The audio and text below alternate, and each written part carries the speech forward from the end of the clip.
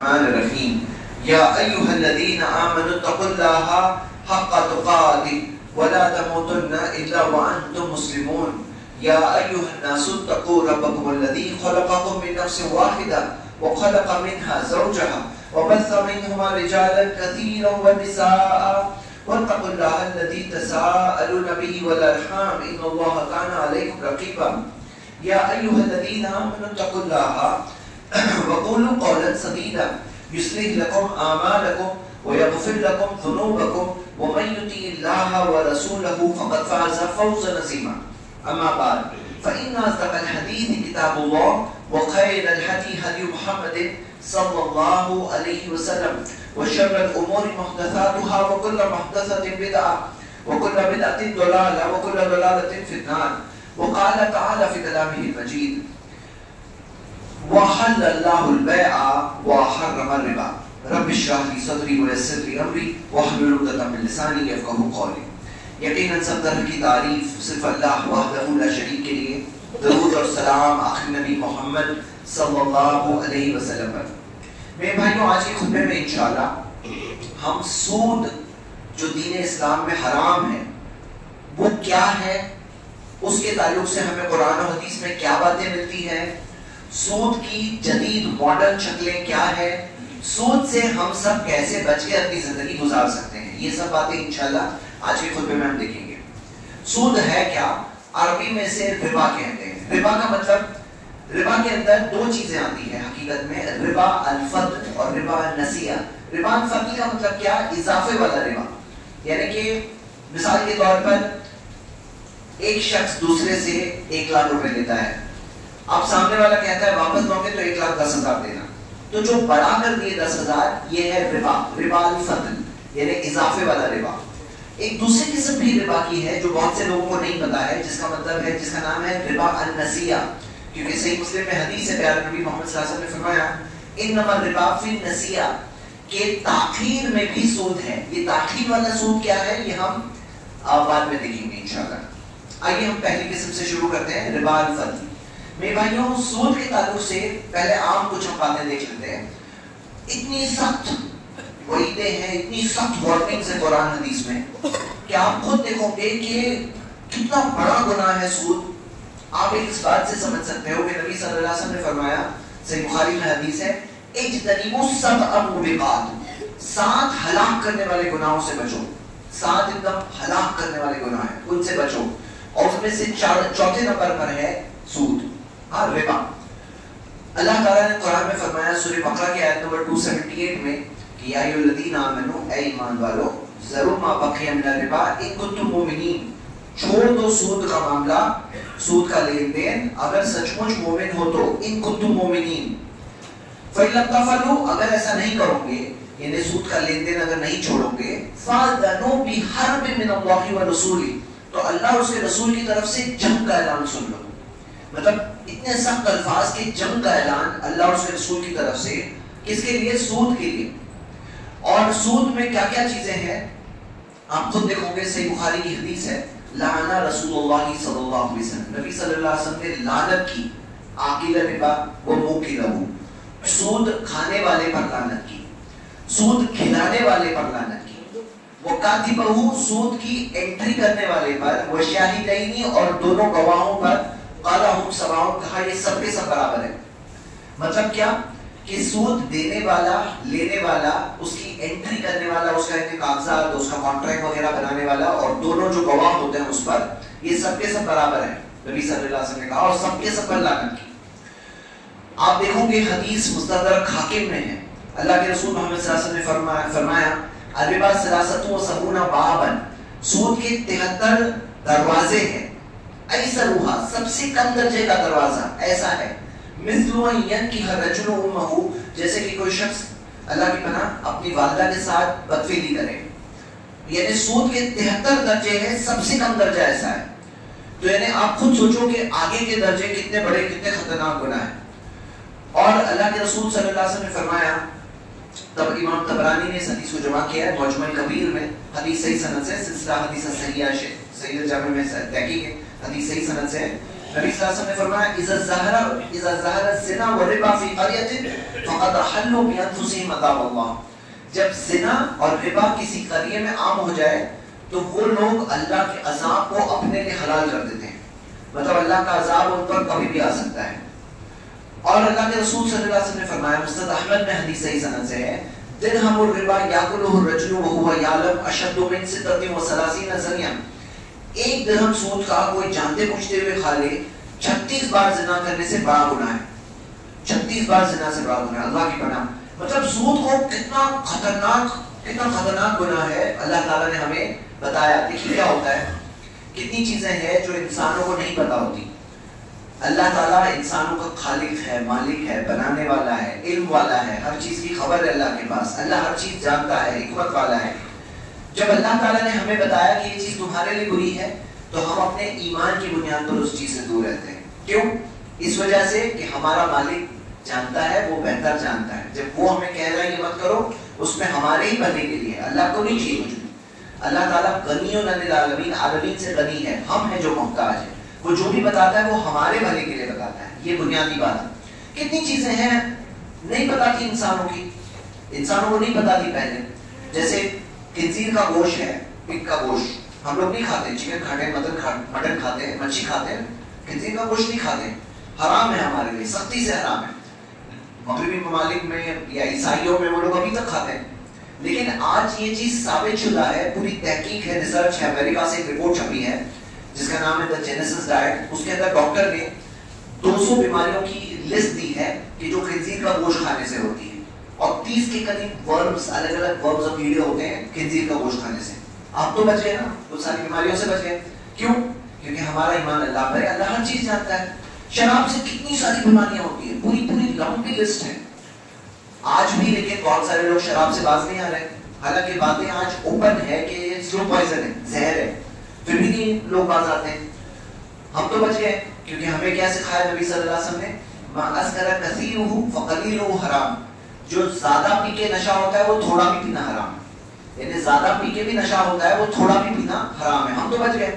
اب یہاں سود کا معاملہ ایسا ہے کہ آج بہت سے لوگ آرگیو کرتے ہیں, بولے نہیں سود تو آج کے زمانے میں لین دین کرنا پڑتا ہے. لیکن اللہ تعالیٰ نے کیا کہا, آپ حدیث کے الفاظ آپ نے سنا, فَاذَنُوا بِحَرْبٍ مِّنَ اللَّهِ وَرَسُولِهِ. اللہ اس کے رسول کی طرف سے جنگ کا اعلان.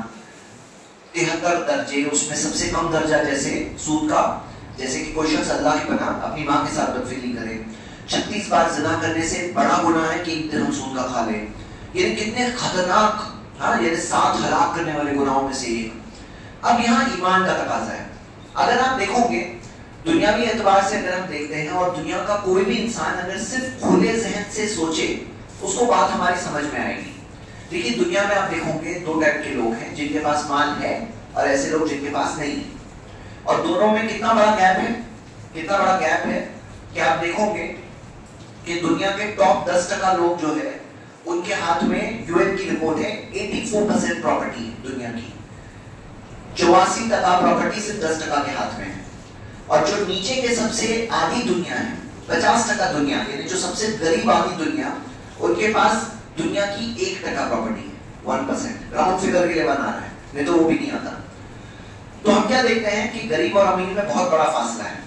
جن کے پاس پیسہ ہے وہ پیسہ دیں گے تو سود پہ دیں گے. سود پہ دیں گے تو تم جو بھی کام کر رہے ہو, بزنس کر رہے ہو, تجارت کر رہے ہو, تمہارا نفع ہو نقصان ہو, تمہیں سود تو دینا پڑے گا. تو اسلام نے کیا کیا, ان کے ہاتھ میں سے یہ چھری لے لیا.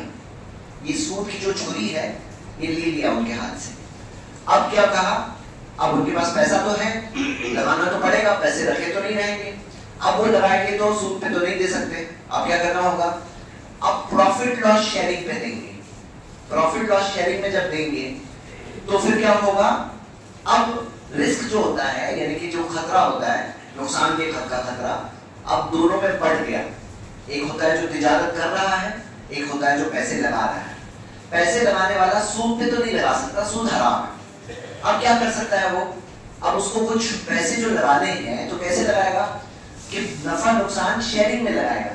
جب نفع نقصان شیئرنگ میں لگائے گا تو یہاں پر جو تجارت کرنے والے ہیں وہ اور آگے بڑھیں گے, ان کی اور ہمت بڑھے گی, اور تجارتیں بڑھے گی اور جاب نکلیں گے. हाँ, और जॉब निकलेंगे, एम्प्लॉयमेंट बढ़ेगा, तिजारतें बढ़ेगी, कंट्री का तरक्की का जो रेट है, डेवलपमेंट रेट बढ़ेगा। अब यहाँ क्या है, पूरी इकॉनमी में खुशहाली आएगी। क्यों? क्योंकि वो सूद की छुरी उसके हाथ में से ले ली है। किसके पास से? जिसके पास पैसा है वो सूद पे तो नहीं दे सकता। सूद एक ऐसी छुरी है कि जिसकी वजह से क्या देखोगे आप देखोगे सिर्फ एक पीढ़ी नहीं, पीढ़ी दर पीढ़ी सामने वाले गरीब के गरीब रहेंगे, और गरीब और अमीर में गैप जो है बढ़ता ही जाएगा। गैप तो कुछ रहेगा ही, ऐसा नहीं कि खत्म हो जाएंगे, सब बराबर हो जाएंगे, लेकिन जितना बड़ा गैप है गरीब में, कितना गरीब, अमीर कितना अमीर, ये गैप कुछ कम होता है। तो मेरे भाइयों, इसके ताल्लुक से अगर बात करें तो बहुत सारी बातें हैं। अब आइए हम आते हैं आज की दुनिया में सूद की क्या क्या शक्लें दिखती हैं, ताकि हम सब पहचाने। और उसमें कुछ चीजें हैं जिसमें सूद सूद बोलकर आएगा, और कई चीजें ऐसी भी हैं जिसमें सूद नाम बदल करके आएगा। और हमारे लिए जरूरी है कि हम सूद को पहचाने ताकि हम लानत से बच सकें, क्योंकि नबी सल्लल्लाहु अलैहि वसल्लम ने लाना रसूल सल्लल्लाहु अलैहि वसल्लम लानत की। देखो, जिंदगी में लानत होगी ना, अल्लाह के रसूल सल्लल्लाहु अलैहि वसल्लम ने बताया कि लानत है, अल्लाह उसके रसूल की तरफ से जंग का ऐलान है, तो हमें समझ लेना चाहिए कितनी बुरी चीज है। तो सूद की शक्लों में बैंक में जो इंटरेस्ट आता है, किसी के पास अकाउंट में सेविंग बैंक अकाउंट है तो उसमें जो सूद आता है वो तो क्लियर कट सूद है, हराम है। खाना कैसा है, एक दिरहम खा लिए, यानी कि एक थोड़ा भी खा लिए तो 36 जिना से बड़ा गुनाह है, इतना खतरनाक गुनाह है। तो एक तो वो शक्ल हो गई। फिक्स डिपॉजिट पे जो लोग रखते हैं अपने पैसे, बैंक में फिक्स डिपॉजिट पे रखते हैं, और फिक्स डिपॉजिट पे रखने की वजह से जो उनको सूद मिलता है और बढ़कर मिलता है, ये भी सूद है।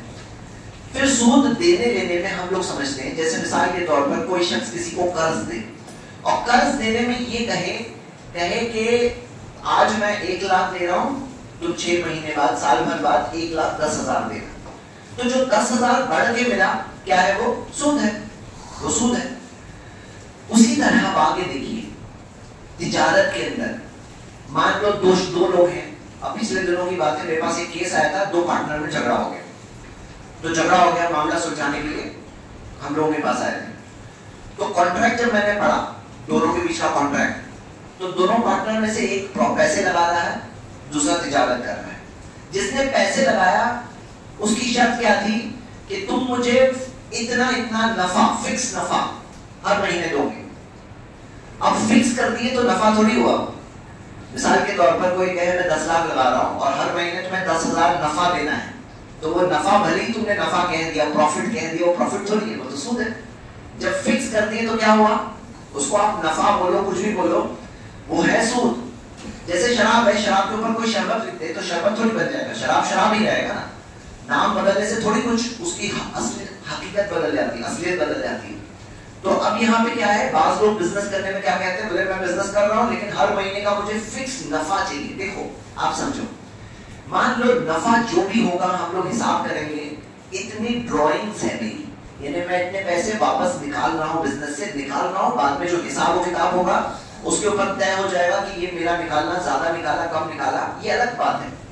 लेकिन अगर ये कहे मैं पैसे लगा रहा हूँ, पैसे लगाने के बदले में मुझे इतना नफा चाहिए, तो ये क्या हो गया, सूद हो गया, ये सूद हो गया। उसी तरह एक और चीज है, जैसे इंस्टॉलमेंट पे लेते हैं। अब इंस्टॉलमेंट में किसी ने गाड़ी इंस्टॉलमेंट पे लिया तो क्या है, अब वो जो इंस्टॉलमेंट में एक रकम है जो उसकी असल रकम है। मिसाल के तौर पर गाड़ी है मान लीजिए 10 लाख की, और इंस्टॉलमेंट मिला करके जब वो पैसे देगा तो 20 लाख देगा। तो जो 20 लाख 10 लाख बढ़ाकर दे रहा है, इसके अंदर हमें समझना चाहिए 2 शक्लें अलग अलग। एक शक्ल तिजारत की है, एक शक्ल सूद की है। क्या है मामला, तिजारत की शक्ल क्या है, तिजारत की शक्ल ये है, जैसे मिसाल के तौर पर कोई गाड़ी बेचने वाला खुद कहे कि मैं 20 लाख में बेच रहा हूँ, इतना इतना तुम्हें हर महीना इंस्टॉलमेंट देना है। तो क्या ये जायज है कि इंस्टॉलमेंट के लिए वो बढ़ा कर दे रहा है, बेचने वाला खुद बिजनेस कर रहा है, वो तो तिजारत कर रहा है, शक ही नहीं है इसमें। तो इस बारे में उलमा में इख्तिलाफ है, लेकिन तकरीबन उलमा इस तरफ गए हैं, वो कहते हैं कि हाँ ये जायज है। क्यों? क्योंकि अब यहाँ उसका नफा नुकसान दोनों हो सकता है, वो बेच रहा है। अब बेचने वाला कितने लोगों को ऐसे क्रेडिट पे देगा, क्रेडिट पे दे रहा है ना, पैसे तो हाथ में आ नहीं रहे, कितने लोगों को दे देगा। उसके पास कैपिटल अक्सर लिमिट होती है, उसकी कैपिटल की अक्सर, तो फिर वो तो हर किसी को क्रेडिट पे नहीं दे सकता। तो यहाँ पे पिक्चर में आती है बैंक। बैंक कहती है ऐसा करो, तुम्हें 10 लाख चाहिए, 10 लाख हम दे देंगे तुम्हें, उससे 20 लाख लेना इंस्टॉलमेंट करके वो हम ले लेंगे। बैंक सिर्फ पैसे के बदले में पैसे का बिजनेस कर रही है, पैसे के बदले में पैसा, 10 लाख के बदले में 20 लाख। और ताज्जुब से मत देखिए, जो ये इंस्टॉलमेंट वाले होते हैं ना, चाहे होम लोन्स हो वगैरह, मैंने इसका कैलकुलेशन बताया है, इसके अंदर तकरीबन डबल रकम हो ही जाती है, तकरीबन डबल रकम होती है। और लोग क्या है ना, ईएमआई इतना है, ईएमआई इतना है, ये नहीं देखते ईएमआई मिला के कितना दे रहे हैं वो मिला कर तकरीबन कभी अक्सर ये डबल रकम हो ही जाती है। अब यहाँ पे देखिए कि ये जो शक्ल है, इसके अंदर जैसे मैंने कहा एक शक्ल जायज है, अगर बेचने वाला खुद इंस्टॉलमेंट पे दे रहा हो तो वो जायज है। लेकिन बैंक जब 10 लाख के बदले में 20 लाख या 10 लाख के बदले में 15 लाख या 12 लाख कुछ भी बढ़ा के दे, तो जितना बढ़ा के दी वो क्या है, वो है सूद। अब मेरे भाइयों, जैसे मैंने आपको कहा सूद कभी कभार नाम बदल करके आता है, तो हमें इसमें सही बुखारी में हदीस मिलती है, अब्दुल्लाह बिन सलाम रदियल्लाहु अन्हु वो कहते हैं दूसरे सहाबी को कह रहे हैं, इन्नका फी अर्दिन रिबा बिहा फाश, तुम जिस जगह पे रहते हो वहां पे सूद का लेन देन आम है। फ़इन लका अला रजुलिन हक, अगर तुम्हारा किस पर हक है, यानी तुमने किसी को कर्ज दिया है, फ़अहदा इलैक हिमलत इब्निन और हिमलत शहीरिन और हिमलत क़र्ज़ फला ताख़ुज़ू फ़इन्नहु रिबा। उन्होंने कहा कि अगर तुमने किसी को कर्ज दिया है, बदले में वो तुम्हें कुछ भूसा दे दे, कुछ जौ दे दे, कोई छोटी सी चीज दे दे, मत लेना, वो सूद है। मतलब क्या, सूद कई शक्लें, जैसे आप इमेजिन करिए, जैसे एक शेख बता रहे थे कि उन्होंने किसी से कर्ज लिया था, ठीक है, अब हुआ ये कि उनके पास कोई चीज आई, वो देख रहे थे कि मैं किसे दूं, एक कोई चीज हदिया आया, वो चाह रहे थे हदिया में किसी पहचानने वाले को दे देता हूं। तो जिसने उनको कर्ज दिया था उसने कहा कि देखो मैंने तुम्हें कर्ज दिया था, आप मुझे दे दो। कर्ज के बदले में कोई फायदा ले रहे हैं, वो सूद है। हाँ, ऐसे ही हदिया ले तो अलग बात है, कर्ज के बदले में फायदा उनको चाहिए तो वो सूद मांग रहे हैं। हाँ, सूद की शक्लें क्या होती है, हदिया नाम से कभी आएगा, जैसे यहाँ पे इस हदीस में आपने देखा हदिया का नाम है, लेकिन वो होगा सूद। मेरे भाइयों, सूद में हम लोगों को समझना चाहिए कितनी सारी खतरनाक शक्लें, कितनी सारी चीजें हैं। जैसे मिसाल के तौर पर आपको कोई पेमेंट करना है, इलेक्ट्रिक बिल पे करना है, तो इलेक्ट्रिक बिल में दिया होता है कि ये तारीख तक दोगे तो इतना, इस तारीख के बाद दोगे तो इतना, लेट फीस। ये लेट फीस क्या है, लेट फीस सूद है, क्योंकि पैसे की ताखीर की वजह से, लेट देने की वजह से जो बढ़ा के देना पड़ रहा है वही तो सूद है। तो कई बार लेट फीस का नाम होगा सूद। उसी तरह बहुत से लोग हैं बिस्सी का काम करते हैं, बोले बिस्सी हम लोग सब डाल रहे हैं, ओके, सब लोगों ने अपने अपने पैसे डाले, एक जगह पे जमा कर रहे हैं, फिर जिसकी टर्न आएगी नंबर निकलेगा वो लेंगे उस हिसाब से, यानी चिट्ठी निकालेंगे, जिसका नंबर पहले तो पहले, जिसका दूसरे उस नंबर से निकलेगी। अब इसमें यहाँ तक तो प्रॉब्लम नहीं है, प्रॉब्लम कहाँ होता है कि जिसका नंबर पहले निकला वो कहता है एक काम करो कि तुम ये चिट्ठी ले लो और यहाँ 1 लाख की बिस्सी है, मुझे 1 लाख 5,000 दे दो। तो जो 5,000 बढ़ा के मिल रही वो सूद है। उसी तरह डिस्काउंट बिस्सी चलती है। डिस्काउंट बिस्सी में क्या होता है, डिस्काउंट बिस्सी में ये होता है कि जो बाद में जिसका नंबर आएगा उसको कम देना है, शुरू में जिसका नंबर आएगा उसको ज्यादा देना है। तो वो डिस्काउंट बिस्सी क्या है, वो डिस्काउंट नहीं है, वो सूद है। जो बाद में जो शख्स है जो बाद में लेट पैसा लेने की वजह से कम देना पड़ रहा है और जिसने शुरू में लिया उसको ज्यादा देना पड़ रहा है, तो वो सूद की शक्ल हो गई। तो मेरे भाइयों, सूद की शक्लें कई सारी शक्लें हैं। उसी तरह आप देखोगे कि 0% इंटरेस्ट वाले स्कीम्स मिलती है, बोले ये खरीदो, ये फला फाइनेंस की तरफ से 0% इंटरेस्ट। 0% इंटरेस्ट में मतलब मिसाल के तौर पर किसी को मोबाइल चाहिए, बोले 0% इंटरेस्ट पे ये मिल रहा है। लेकिन वही मोबाइल आप कैश पे लो तो आपको कम में मिलेगा। दूसरी जगह जाओ, देखो, चेक करो, आपको वही चीज कैश डाउन पेमेंट में लो तो कम में मिलेगा। 0% पे ले रहे हैं तो उसका भाव ज्यादा होता है, प्लस उसमें सर्विस फीस नाम से कुछ चीज ली जाती है। सर्विस फीस के नाम पे एक रकम ली जाती है। क्यों ली जा रही है? वो इसलिए ली जा रही है कि एक सर्विस ये दी जा रही है कि आपको इंस्टॉलमेंट देने की शक्ल दी जा रही है, यानी कि लेट पेमेंट देने के बदले में ये सर्विस है, इस सर्विस के बदले में पैसे ली जा रहे हैं, सर्विस फीस, वो भी सूद हो गया। तो यहाँ जो ये चीज है इसके अंदर सर्विस फीस के नाम आ रहा है, लेकिन है वो सूद, पहचानना होगा। उसी तरह मान लो किसी के पास चेक है, लेकिन चेक 1 महीने बाद का है, 1 مہینے بعد کا پیسے آج چاہیے، تو اب چیک کو ڈسکاؤنٹ کر کے دیتے ہیں. یعنی آپ کا 1 لاکھ کا چیک ہے، آپ جاؤ فلاں فلاں شخص آپ سے 1 لاکھ، آپ کو 1 لاکھ کے بدلے میں آج ڈسکاؤنٹ کر کے 95,000 لیں گے، 5,000 کم دیں گے. کیوں؟ کیونکہ آپ کو 1 مہینے بعد کا چیک ہے، 2 مہینے بعد کا چیک ہے، آج پیسے دے رہے ہیں، 5,000 کاٹ کے دے رہے ہیں ڈسکاؤنٹ کر کے. وہ ڈسکاؤنٹ نہیں ہے، وہ سود ہے. تو میرے بھائیوں یہ ساری شکلیں ہیں. اب آئیے ہم آتے ہیں سلیوشن کیا ہے. ہم نے کیا دیکھا ابھی تک؟ ہم نے حدیثیں دیکھے کہ حدیثوں میں کتنی سخت وارننگ ہے. ہم نے اس کی کئی ساری ماڈرن شکلیں دیکھے کہ ماڈرن شکلوں میں سود کس طرح سے ہے. اب سلیوشن کیا ہے میرے بھائیوں؟ علاج یہ ہے، سود کے پرابلم کا علاج یہ ہے، سب سے پہلی چیز کہ جتنا ہے اتنے میں خوش رہو، جتنی چادر اتنا پاؤں پھیلاؤ. جو سود والے لوگ ہیں وہ سپنے دکھانے میں بڑے ہوتے ہیں، بولتے ہیں آپ کے سپنوں کا گھر، اور بتاتے ہیں کہ بیوی خوش، بچے خوش، آپ کے سپنوں کا گھر مل جائے. تو آدمی خواب دیکھنے لگتا ہے کہ ہاں ایسا گھر آ جائے گا تو خوشیاں ہر طرف پھیلی ہوئی ہوں گی.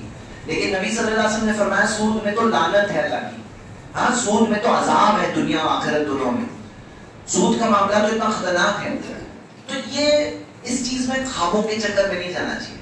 آپ ٹرین میں دھکے کھاتے ہو، کھاؤ، چلے گا، خوش رہو. بس سے جا رہے ہو، سائیکل سے جا رہے ہو، چلے گا.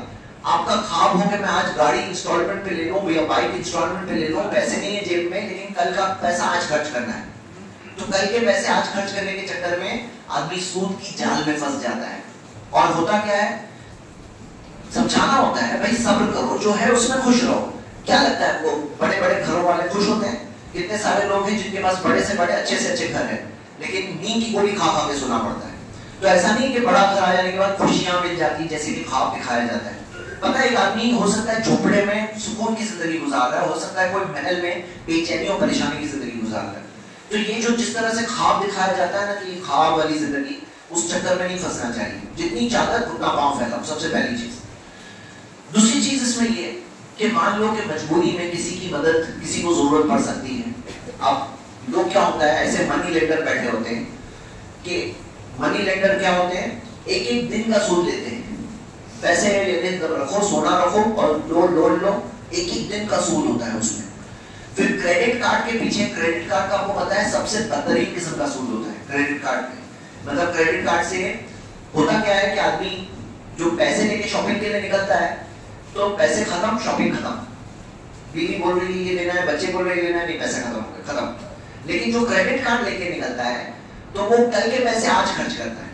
اب کریڈٹ کارڈ والے کیا کہتے ہیں، 30 دن تک 40 دن تک تمہیں سود نہیں دینا ہے. 40 دن تک ایسے ہی قرض دے رہے ہیں ہم تمہیں فری میں. کیا کر رہے ہیں وہ؟ چارہ ڈال رہے ہیں.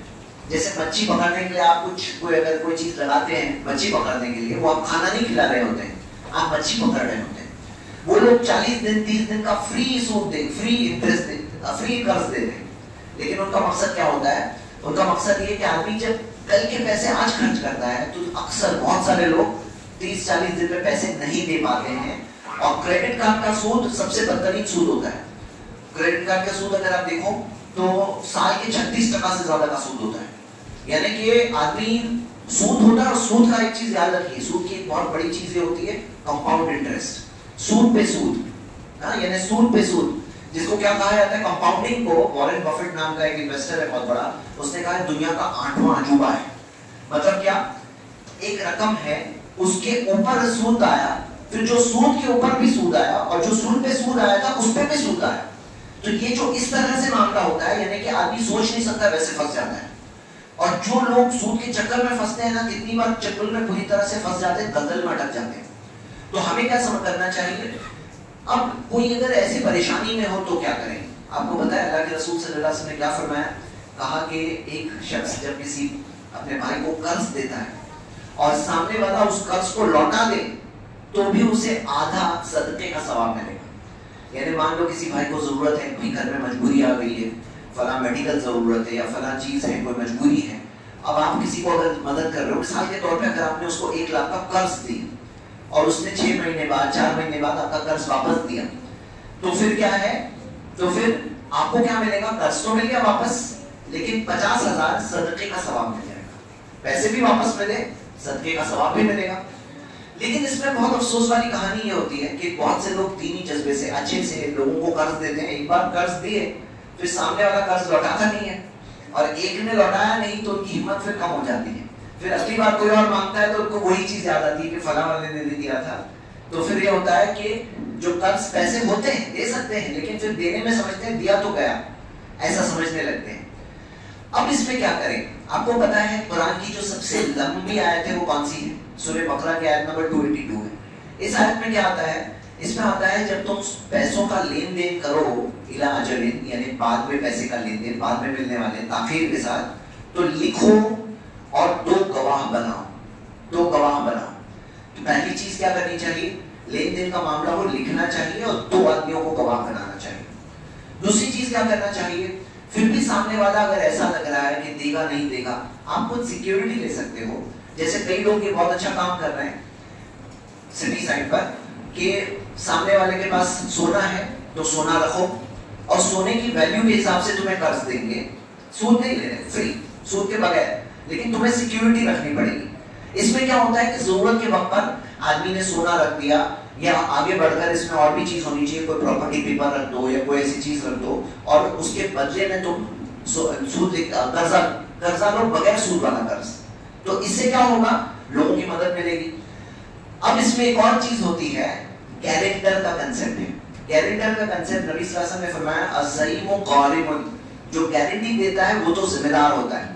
گارنٹی کا کنسپٹ مطلب ضمانت دینا، کہ جیسے یہ شخص ان کے پاس ان کو پیسے کی ضرورت ہے لیکن ان کے پاس سونا بھی نہیں ہے، کوئی پراپرٹی پیپر وغیرہ نہیں ہے، اب پیسوں کی ضرورت ہے، کوئی اور ان کی گارنٹی اگر دے سکتا ہے تو وہ گارنٹر پہ ذمہ داری آتی ہے کہ اگر انہوں نے نہیں دیا تو گارنٹر دے گا. اب اکثر یہ ہوتا ہے کہ عام لوگ جو ہوتے ہیں اتنا لکھا پڑھی کرنا اور شرائط سیٹ کرنا، سیکیورٹی لینا، وہ لوگ اس میں شرماتے ہیں اور ڈائریکٹلی قرضہ دینے سے منع کر دیتے ہیں، بولتے نہیں ہے بھائی. اب ہونا کیا چاہیے؟ اگر سوچئے مسجد میں ایریا میں ایسے ہمارے پاس تھوڑے ایک ایسا بیت المال قائم کیا جائے. بیت المال کے اندر جن کے پاس جو پیسے صدقے وغیرہ کا دینا چاہتے ہیں وہاں پہ دے دیں، اس کے ذریعے ڈسٹریبیوٹ ہو. ایک ایسا بھی شعبہ ہونا چاہیے کہ میرے پاس ابھی 5 لاکھ پڑے ہیں تو میں وہاں پہ دے دیتا ہوں کہ 5 لاکھ قرض دے رہا ہوں بیت المال کو. بیت المال وہ قرض کے پیسے جو ملیں گے اس میں سے لوگوں کو قرض دے گا اور لکھا پڑھی کر کے قانون کے حساب سے پوری سسٹمیٹک طور پر کرے گا تاکہ پیسہ کوئی لے کر چلا نہ جائے. تو میرے بھائیوں یہ چیز میں کیا ہے، یہ 5 لاکھ جو میرے پاس پڑے ہیں وہ اگر کسی کے کام آ رہے ہیں تو آپ نے حدیث ابھی سنے کہ آدھا صدقے کا ثواب ملتا ہے. یعنی پیسے اگر واپس بھی آ گئے تو آدھا کیا ہے؟ صدقے کا ثواب. مطلب آپ نے 1 لاکھ کا قرض دیے، سامنے والا نے قرض لوٹا دیا تو بھی آپ کو 50,000 صدقے کا ثواب آپ کے اعمال میں مل رہا ہے. تو آپ کے پیسے جو پڑے ہوئے ہوں اس سے آپ کو ثواب کتنا مل سکتا ہے؟ وہ پیسوں سے، اور کسی کی مدد میں کام آ سکتا ہے، سود کے چنگل میں پھنسنے سے کوئی بچ سکتا ہے. اسی طرح اس میں یہ بھی چیز ہو سکتی ہے کہ ہم لوگوں کی مدد کرنے میں کبھی کوئی مجبوری میں ہو تو اس کو صدقے کے ذریعے مدد کریں. آپ کو پتا ہے زکوٰۃ کی 8 کیٹیگری میں سے ایک کون ہے؟ فقراء، فقیر، جس کے پاس ہو سکتا ہے ضرورت کے پیسے ہی نہیں ہیں. مسکین، فقیر یعنی ہو سکتا ہے کھانے کے پیسے نہیں ہیں، بیسک ضرورت کے پیسے نہیں ہیں. مسکین جس کے پاس پیسے تو ہے لیکن پوری ضرورت پوری کرنے جتنے پیسے نہیں. اسی میں 8 میں سے ایک ہے کہ والغارمین. غارمین یعنی جو قرضے کے بوجھ میں پھنسے ہوئے ہیں، مطلب ہو سکتا ہے کھا پی رہے ہیں، کھانے پینے جتنے پیسے ہیں، ضرورت جتنے بھی پیسے ہیں، لیکن قرضہ ادا نہیں ہو رہا ہے. ان کو بھی زکوٰۃ کے مال کے ذریعے سود سے بچایا جا سکتا ہے، نکالا جا سکتا ہے. میرے بھائیوں یہ ساری چیزیں ہیں، لیکن یہ ساری چیزوں کی بنیاد میں کیا بات ہے؟ بنیاد میں ہم یہ دیکھتے ہیں یہ چیز ہے کہ ہمارے معاشرے میں ہم اپنی کمائی کو حلال بنائیں، ہماری جو کمائی ہو وہ حلال ہو. کچھ لوگ کیا سمجھتے ہیں؟ تو سمجھتے ہیں کہ سود کے بغیر تجارت میں ترقی نہیں ہو سکتی، ترقی نہیں ہو سکتی. بولے آج کل کے زمانے میں سود سے کام کرنا پڑتا ہے. ایسا نہیں ہے میرے بھائیوں، سود میں ترقی نہیں ہے، سود میں لعنت ہے. لوگ کیا کہتے ہیں کہ سود میں اضافہ ہے، نہیں، سود کو اللہ برباد کرتا ہے، سود کو اس میں بربادی ہے. کئی بار ایسا ہوتا ہے کوئی چیز بظاہر دکھ رہی ہے لیکن برکت کے بغیر ہوتی ہے، سزا والی چیز ہوتی ہے. آپ کو پتا ہے کہ اللہ تعالیٰ دنیا میں 2 طرح سے مال دیتا ہے. ایک مال وہ بھی ہوتا ہے جو اللہ سزا کے طور پہ دیتا ہے، بعض لوگوں کو سزا کے طور پہ مال دیتا ہے. قرآن کے اندر دیا ہوا ہے کہ بعض لوگ جو اللہ تعالیٰ کی مخالفت کیے، غلط راستے پر گئے، فتحنا علیہم ابواب کل شیء، کہ ہم نے ساری چیزوں کے دروازے ان کے لیے کھول دیے تاکہ اسی میں وہ مگن ہو جائے، پھر ان پہ سزا آ جائے اور وہ اپنے پھر گناہوں سے توبہ نہ کرے. کیونکہ آدمی کئی بار مجبوری میں آتا ہے، تنگی میں آتا ہے تو توبہ کر لیتا ہے، تو سزا کے طور پہ بھی مان دیا جاتا ہے. تو یہ ڈرنے والی بات ہوتی. اب جہاں تک میرے بھائیوں تجارت کا معاملہ ہے، تجارت کے اندر بھی ہمارے پاس ایسی چیمبر آف کامرس ہونا چاہیے مسلمانوں کا، جس کے اندر مان لو مثال کے طور پر کوئی شخص پیسے لگانا چاہتا ہے اور کوئی شخص کو تجارت کرنی ہے، اس کے پاس پیسے نہیں ہیں. اب ان دونوں کے درمیان میں ہمارا چیمبر آف کامرس ہونا چاہیے جو دونوں کے بیچ میں کر کے دے، قانونی طور پر پورے سیکیورٹی کے طور پہ ڈاکیومنٹیشن کرے اور سیفٹی کی ساری چیزیں. مثال کے طور پر ان کے پاس جب پیسے نہیں تھے، ایک کے پاس جس کے پاس پیسے نہیں ہیں اس کے پاس پیسے لگا رہے ہیں، تو کیا کوئی سیکیورٹی لے سکتے ہیں؟ ایسا نہ ہو جائے پیسہ لے کے چلے جائے. تو میرے بھائیوں یہ ساری چیزیں ہیں. آپ کو میں بتاتا ہوں ہمارے دین میں ہمیں سکھایا گیا کہ اونٹ کو باندھو اور بھروسہ اللہ پر کرو. عاقلھا وتوکل، کہ بھروسہ کس پہ کرو؟ اللہ پر، لیکن اونٹ کو باندھو. تو اونٹ کو باندھنے سکھایا گیا، ذریعے اختیار کرنے سکھایا گیا. نبی صلی اللہ علیہ وسلم نے کہا تداؤ دوا لو، مطلب شفا تو دینے والا اللہ ہے، پھر دوا کیوں لو؟ تداؤ دوا لو. فإن اللہ لم یدع داء الا وضع له شفاء، کیونکہ اللہ نے کوئی بیماری نہیں بنائی، اس کی شفا بھی بنائی. بولا کیا چاہ رہا ہوں کہ اونٹ کو باندھنا چاہیے. کچھ لوگوں کا بھروسہ اللہ پہ بہت ہوتا ہے، لیکن بھروسے کا مطلب یہ نہیں کہ اونٹ کو نہ باندھو. میں آپ کو ایک حدیث بتاتا ہوں. نبی صلی اللہ علیہ وسلم نے کہا 3 ہے جن کی بد دعا قبول نہیں ہوتی. تو ان میں سے کون ایک؟ ان میں سے ایک وہ شخص ہے جو کسی کو قرض دیتا ہے لیکن اس کی لکھتا نہیں ہے، اسے جو لکھنے کا حکم ہے وہ لکھا نہیں اس نے. اب سامنے والے نے پیسے دیا نہیں اسے واپس، سامنے والے نے پیسے لے تو لیا، واپس نہیں دیا.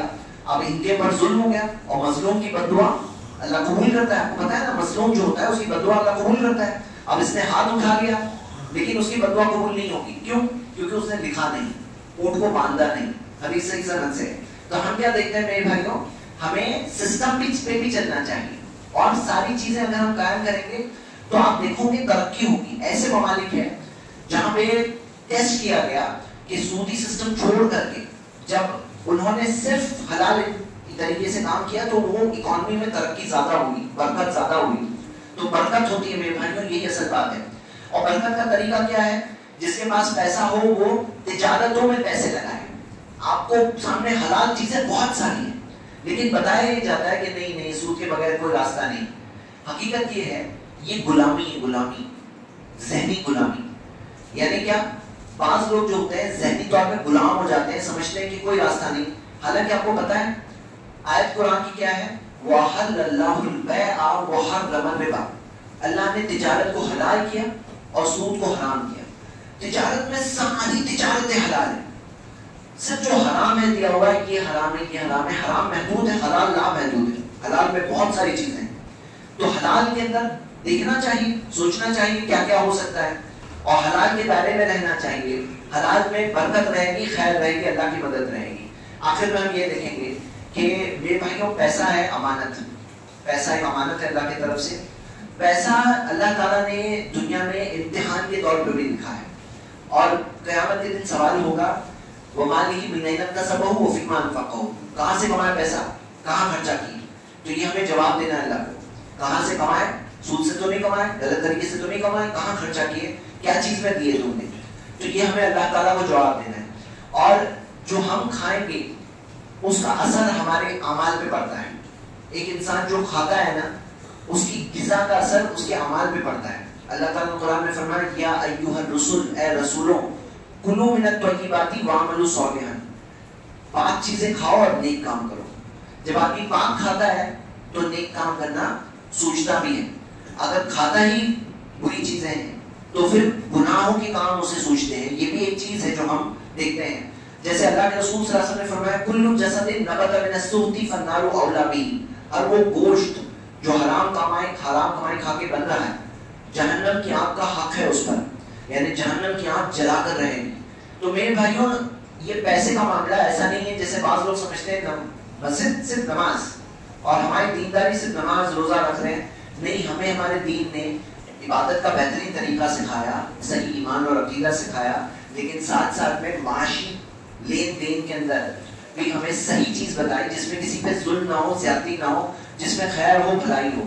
تو میرے بھائیوں چند باتیں تھی. اللہ سے دعا اللہ ہم سب کو حلال کمائی کمانے کی توفیق عطا فرما, حرام سے بچنے کی توفیق عطا فرما, گناہ اور نافرمانیوں سے بچنے کی توفیق عطا فرما.